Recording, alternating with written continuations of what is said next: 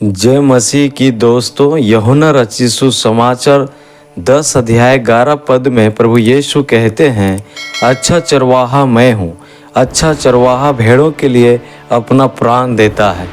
अच्छा चरवाहा प्रभु यीशु हैं, जो अपने भेड़ों को जानता है, उसका ख्याल अपने प्राण से भी बढ़कर करता है।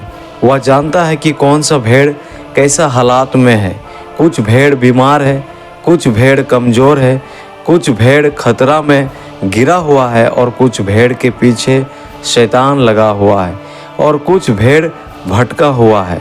प्रभु यीशु ही एक अच्छा चरवाहा है, जो अपने भेड़ों को ऐसे परेशानियों से बाहर निकालने में योग्य परमेश्वर हैं। जब आप और मैं जीवन के कठिन परिस्थितियों से होकर गुजरते हैं, तो हमें भरोसा प्रभु पर रखना चाहिए और इस बात को याद रखना चाहिए कि प्रभु हमारा चरवाही कर रहा है, तो ज़रूर वह हमें मुसीबत में गिरने नहीं देगा। इसी विश्वास के साथ लगातार उससे प्रार्थना करते रहना चाहिए। प्रभु यीशु एक तरस खाने वाला चरवाहा है, करुणा और दया करने वाला चरवाहा है।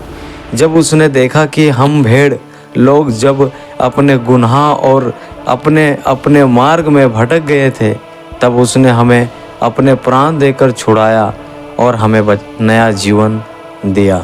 अगर वह चाहते तो हमें उसी भटके हुए परिस्थितियों में छोड़ देते और हम सिर्फ दंड को पाते, लेकिन प्रभु हमसे बहुत ज़्यादा प्रेम करते हैं और उस प्रेम के खातिर उसने हमें अपने प्राण को बलिदान करके बचा लिया।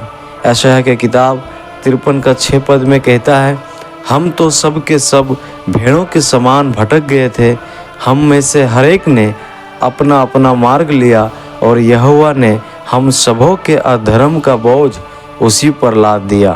प्रभु यीशु ही ने समस्त मानव जाति का अधर्म का बोझ सह लिया। जो दंड हमें मिलना चाहिए था, वो पापों का दंड हमारे जगह पर प्रभु यीशु ने सह लिया और हमें नया जीवन दिया है। क्यों प्रभु ने हमें नया जन्म दिया है और देता है?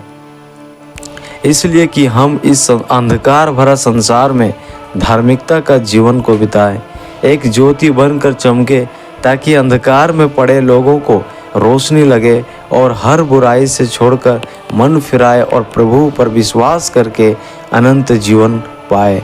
पहला पत्रस 2 अध्याय का 24 पद में लिखा है, वह आप ही हमारे पापों को अपनी देह पर लिए हुए क्रूस पर चढ़ गया, जिससे हम पापों के लिए मरकर धार्मिकता के लिए जीवन बिताए।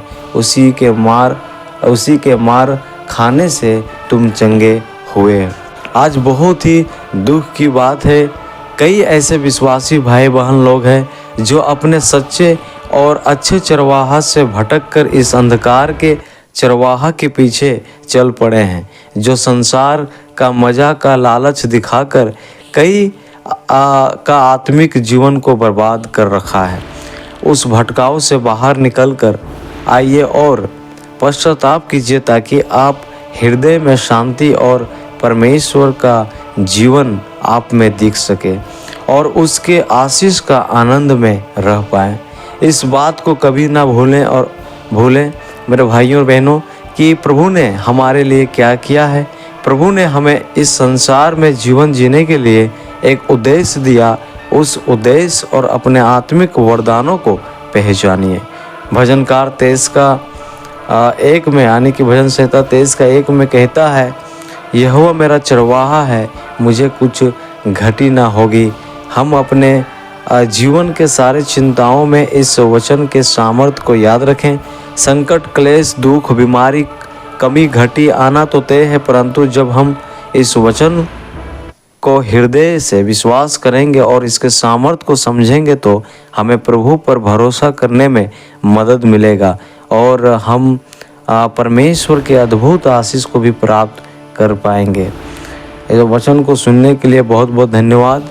आप ज़रूर इस वचन को लाइक कीजिएगा, शेयर कीजिएगा और सब्सक्राइब चैनल को कर लीजिएगा। धन्यवाद। प्रभु आपको आशीष दे।